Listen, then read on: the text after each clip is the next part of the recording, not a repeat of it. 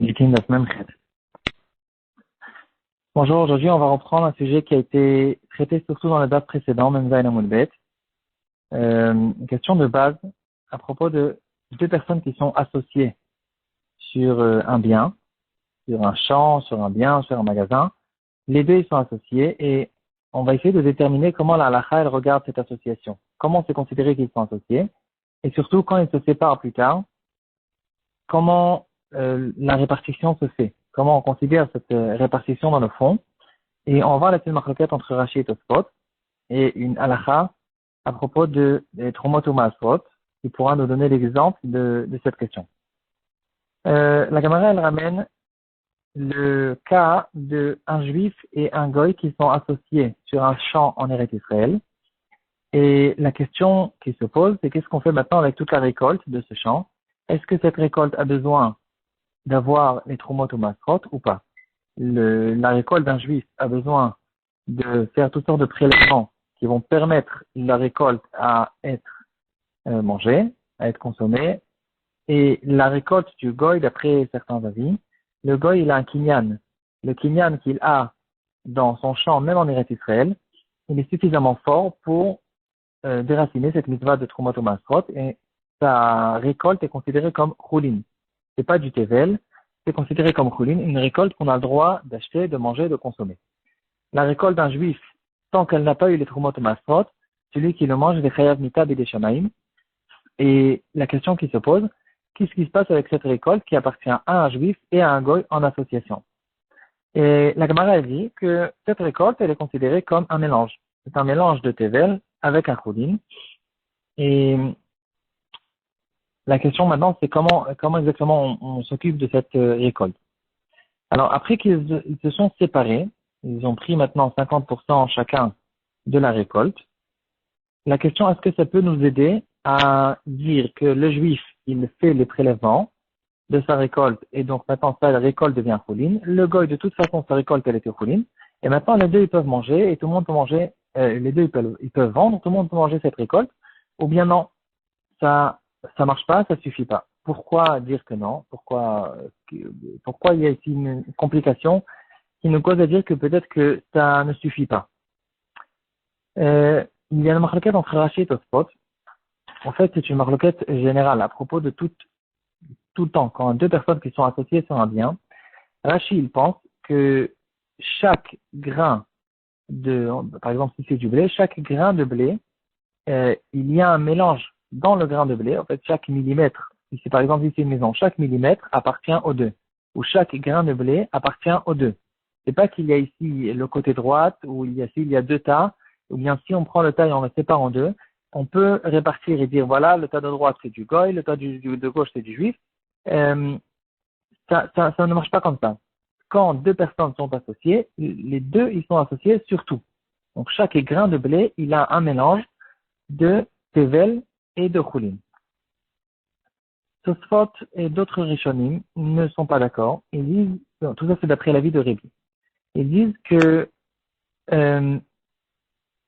c'est pas vrai de dire que chacun des associés il est propriétaire sur chaque demi-grain de blé, mais il faut en fait déterminer cette chose-là d'une autre manière. Ils disent qu'il y a c'est-à-dire c'est un calcul qu'on fait, un calcul virtuel qu'on fait sur tout le tas, sur toute la récolte, et on dit à propos de cette récolte, il y a ici 50% qui appartient à un juif, et donc c'est tevel, 50% qui appartient à un goy, et donc c'est choulin.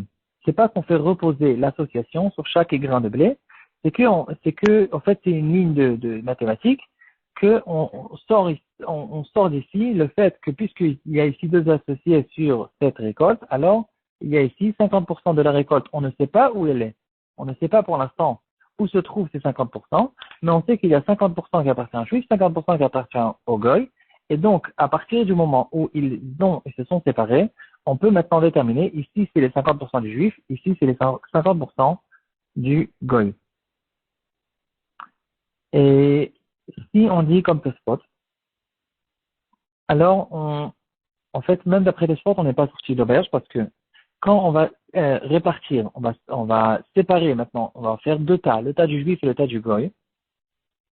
ça ne suffit pas encore. Parce que le fait qu'on a séparé maintenant les 50% des 50%, ça ne veut pas dire que c'était les vrais 50% qui appartenaient aux Juifs depuis le début, ou les vrais 50% qui appartenaient aux Goy depuis le début. C'est que depuis le début, on savait qu'il y a ici 50% qui appartient à chacun des deux. Mais quand maintenant on a séparé, on a partagé maintenant cette récolte, ça ne veut pas dire pour autant que c'est ça les vrais 50%. C'est que à cause du fait qu'on est obligé de faire un certain partage et que maintenant ça ne change rien, ça lui change rien en Goy quel 50% il reçoit. Et donc il reçoit maintenant ces 50%. Mais ça ne veut pas dire pour autant que c'est ça la vérité.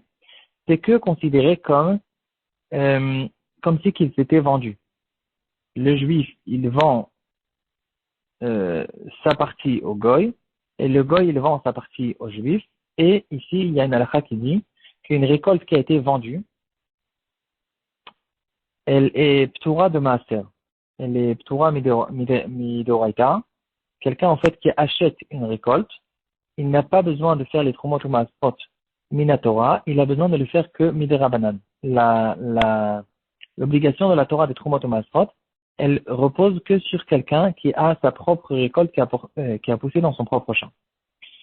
Et la question qui se passe maintenant, c'est après qu'ils se sont séparés, qu'ils ont partagé la récolte, et que maintenant c'est considéré comme si qu'ils s'étaient vendus l'un à l'autre, parce que la répartition n'est pas forcément vraie, on ne peut pas maintenant faire la trouma et les autres prélèvements, parce que dans la récolte, dans la partie, dans les 50% que j'ai reçus maintenant, après le partage, j'ai reçu 50%, il se trouve encore un mélange entre une partie, on ne sait même pas combien, il y a une certaine partie qui m'appartient, et il y a une partie que j'ai achetée du goy.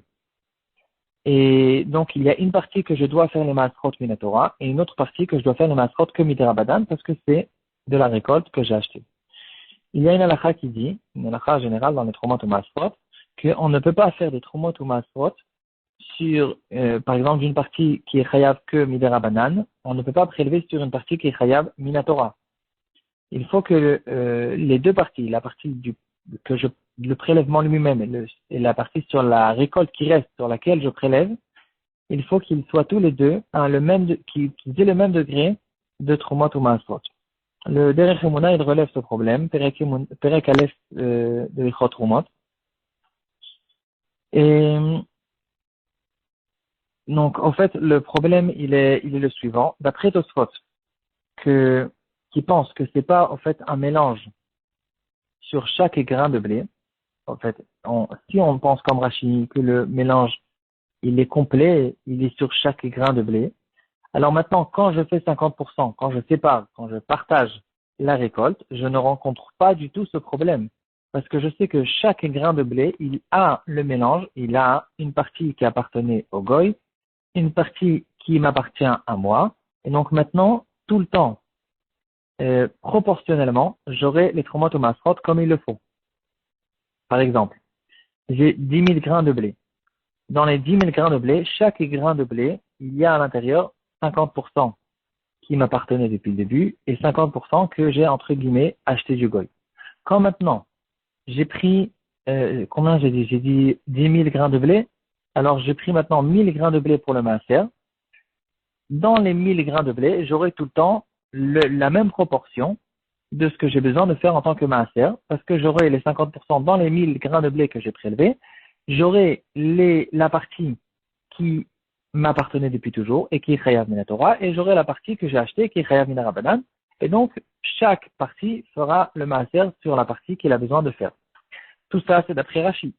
Mais d'après Tosfot, qui pense que toute association, c'est pas que le mélange il est dans chaque grain de blé, c'est que une ligne mathématique virtuelle que je dis que maintenant, sur tout ce tas de blé, il y a 50% qui m'appartient, 50% qui t'appartient à toi, et on ne sait pas où se trouve pour de vrai ces 50%.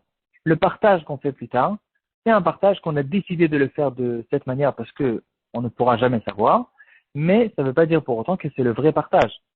Et donc si c'est comme ça, on rencontre un gros problème parce que dans le tas que j'ai reçu maintenant, moi le juif j'ai reçu un tas, dans lequel se trouve un mélange, que je ne sais pas où se trouve chaque chose.